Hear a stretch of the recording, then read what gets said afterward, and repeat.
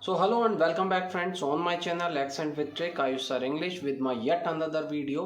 और आज के वीडियो में मैं आपको बताने वाला हूँ बहुत ही डिफरेंट, बहुत ही इम्पोर्टेंट और बहुत ही ज़रूरी चीज़। वो ये है कि अभी तक आप लोगों ने सुना होगा कि स्पोकन इंग्लिश में इंडिया में कॉन्सेप्ट्स अलग हैं और फॉरेन में यानी अदर कंट्रीज़ में कॉन्सेप्ट्स कुछ अलग हैं। तो क्या वो सही है, क्या वो गलत है, कितना सही है, कितना गलत है, वो आपको आज बताने वाला हूँ।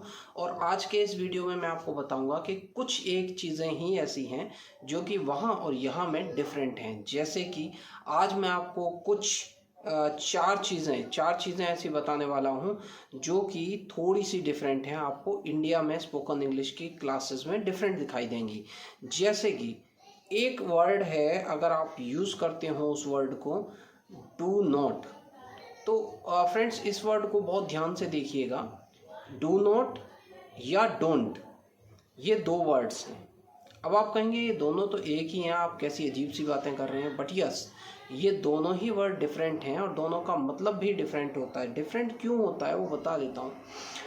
डू नॉट जहाँ हम यूज़ करते हैं, ये आपको बहुत ही माइनर डिफरेंस है जो कि बहुत रेयर आपको कहीं मिलेगा। डू नॉट जहाँ हम यूज़ करते हैं वो हम यूज़ करते हैं परमानेंट बेसिस पर। जैसे कि आपने कई बार होर्डिंग्स, बोर्ड्स वगैरह पे भी लिखा देखा होगा, do not spit here, do not misuse the property, do not do this that. तो वो डू नॉट जो पूरा लिखा जाता है उसका मतलब होता है आप किसी से परमानेंटली वो चीज़ करने को बोल रहे हैं। और डोंट का मतलब होता है आप टेम्परेरी बेसिस पर उससे कुछ चीज़ बोल रहे हैं। जैसे कि अगर मैं आपको कुछ एग्जांपल बताऊं कि अगर मैं किसी को बोलता हूं कि do not laugh, do not laugh, तो डू नॉट लाफ का मतलब होता है मैं इससे परमानेंटली कह रहा हूं कि भाई आप हंसो ही मत कभी ज़िंदगी में।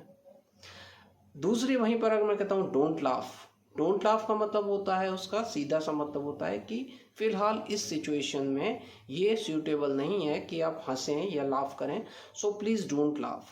ठीक है, आई होप आप समझे होंगे अभी तक। दूसरा एग्जांपल अगर मैं आपको देना चाहूँ तो वो आप दे सकते हैं डोंट स्मोक और डू नॉट स्मोक।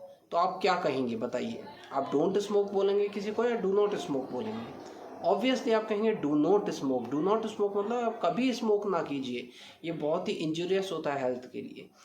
थर्ड अगर मैं कहूँ तो स्पीक, तो डोंट स्पीक किसी पर्टिकुलर सिचुएशन के लिए आप यूज़ कर सकते हैं। डू नॉट स्पीक आप कह सकते हैं अगर आपको लगता है यार इस इंसान को बोलना ही नहीं चाहिए, सो डू नॉट स्पीक आप कह सकते हैं। वैसे तो ऐसा होता नहीं, but still the situation is same.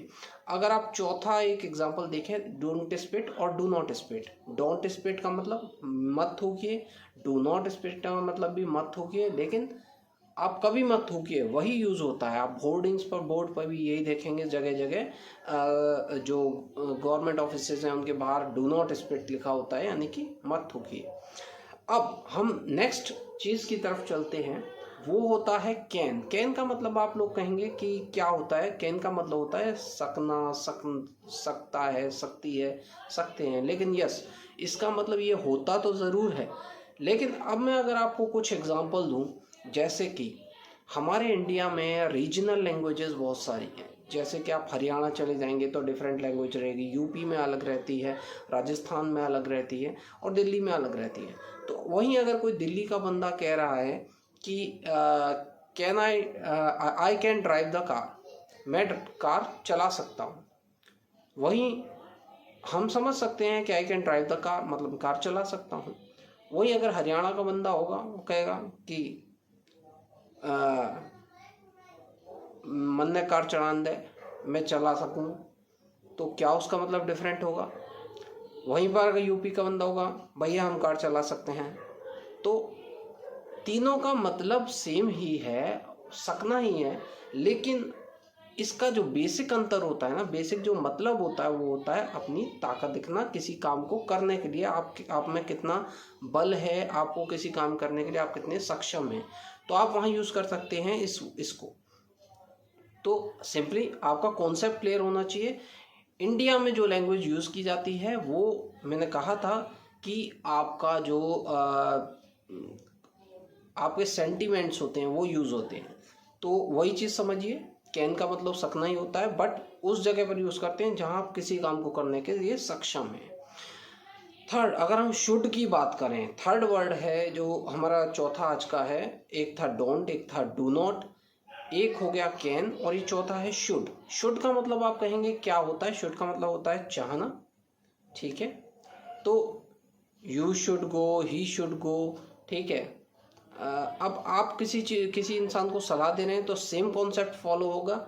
Delhi में अलग तरीके से बोला जाएगा, हरियाणवी उसे अलग तरीके से बोलेगा, यूपी वाला अलग तरीके से बोलेगा, बट यस उसका जो भाव है वो सेम होना चाहिए, सेंटिमेंट सेम होने चाहिए। अगर सेंटिमेंट सेम है तो उसका मतलब है सलाह देना। नॉर्मली उसके लिए सलाह देने में ही ये यूज़ होता है शुड इंडिया में। तो आई होप फ्रेंड्स आपको दोनों जगह के डिफरेंस क्लियर हो गए होंगे। इसी तरीके के अच्छे अच्छे वीडियोस देखने के लिए और मेरे वीडियोस को फॉलो करने के लिए please subscribe my channel, please press the like button, share my channel as much as possible, share this video as much as possible और बेल आइकन प्रेस करना मत भूलिएगा ताकि नेक्स्ट नोटिफिकेशन आपको जल्द से जल्द मिल जाए। Thank you, have a nice.